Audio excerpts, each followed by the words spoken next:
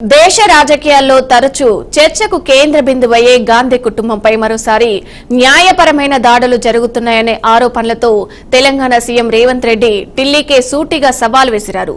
సోనియా గాంధీ, రాహుల్ గాంధీలపై ఎన్ని కేసులు పెట్టినా వారు భయపడరని, దేశం కోసం త్యాగాలు చేసిన కుటుంబాన్ని బెదిరించే ప్రయత్నాలు విఫలమవుతాయని ఆయన స్పష్టం చేశారు.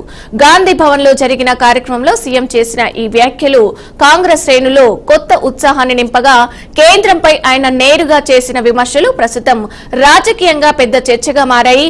ఒకప్పుడు దేశాన్ని స్వరంగా నిలిచిన నేషనల్ హెరాల్డ్ పత్రికను పునరుద్ధరించే యత్నాన్ని కూడా కేంద్రం అక్రమంగా లక్ష్యంగా చేసిందన్న ఆరోపణలు సీఎం రేవంత్ రెడ్డి స్పష్టంగా ఉంచారు.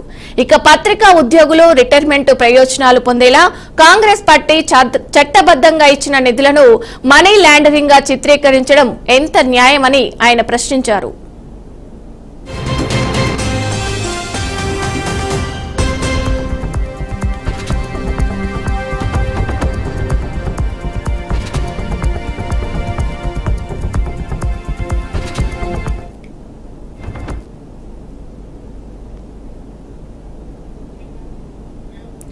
ఒక్క రూపాయి కూడా ప్రభుత్వ ధనం కాదని, ఎవరి వ్యక్తిగత లాభం లేదని చెప్తూ గాంధీ కుటుంబాన్ని మానసికంగా వేధించే రాజకీయ ప్రయత్నాలపై ఘాటుగా మండిపడ్డారు.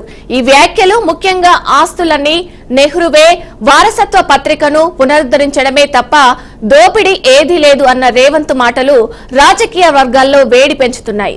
ఇక దేశవ్యాప్తంగా ఓట్ల చోరీ ప్రచారాన్ని అడ్డుకోవడానికే కొత్త కేసులు పెడుతున్నారంటూ హోం నేరుగా కేంద్రం వైపు వేలెత్తి చూపిన రేవంత్ సోనియా, రాహుల్ పై పెట్టిన కేసులను అక్రమాలుగా ఖండిస్తూ ప్రధానికి ప్రత్యేకంగా లేఖ రాయనున్నట్లు ప్రకటించారు.